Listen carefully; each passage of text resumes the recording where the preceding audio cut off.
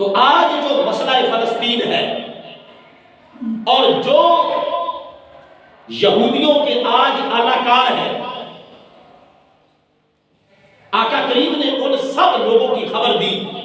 جو یہودیوں کے معاون اور سپورٹر مین بنیں گے، ان میں سر فہرست عرب ہے، ابو ظبی ہے، دبئی ہے، بحرین ہے، اور سارے عربوں میں سے جو سب سے بڑا یہودیوں کا سپورٹر مین ہے وہ سعودی عرب ہے، وہ شاہ سلمان ہے، وہ محمد بن سلمان ہے۔ اس بات کو ذہن میں رکھیں، جس وقت ٹرمپ آیا تھا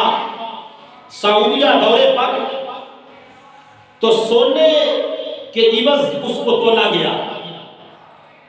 اور تلواروں کے ساتھ رقص کر کے اس کا استقبال کیا گیا، ارض قرآن پر، ارض مقدس پر، حرمین طیبین کی سرزمین پر، اور وہ معاہدے کر کے وہ گیا جن معاہدوں کا فائدہ سارے کا سارا آج اسرائیل کو ہو رہا ہے اور یہودی برادری کو ہو رہا ہے۔ یہود اتنا طاقتور ہے، اس کے پاس اتنے ہتھیار ہیں، اس کی معیشت اتنی مضبوط ہے اور ہر لحاظ سے اس کی جو طاقت اپنی ہے یہود کی وہ تو اپنی جگہ، لیکن سب سے بڑا جو اس کا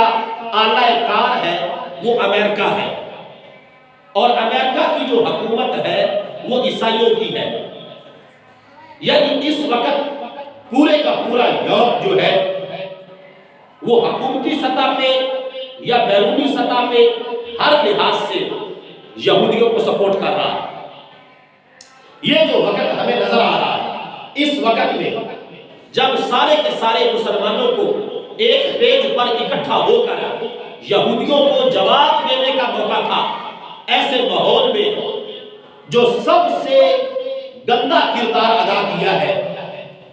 ویسے تو اوورآل سارے مسلمان حکمران کوئی ایسا کام نہیں کر سکے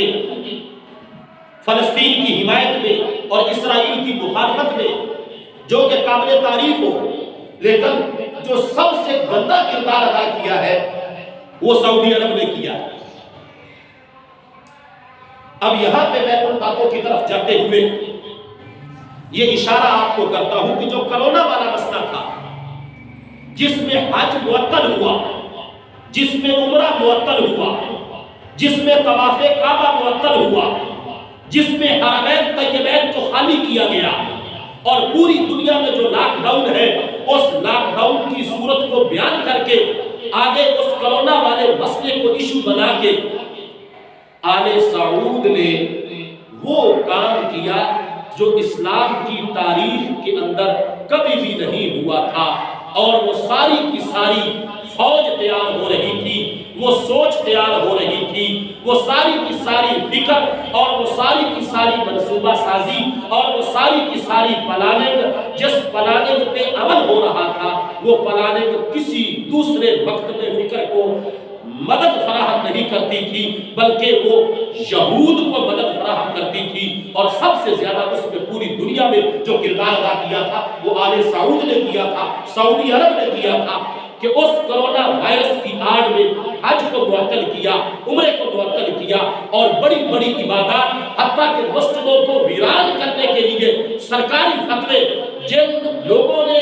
پوری دنیا میں پھیلائے اور فتوے دیے،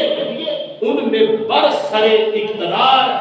جو مرکز اسلام سمجھا جاتا ہے، حرمین طیبین کی سرزمین سے، مدینہ شریف سے اور مسجد نبوی سے، وہ گندا کردار اور وہ گھنونا کردار جو یہودیوں کو سپورٹ کرتا تھا وہ آل سعود نے ادا کیا۔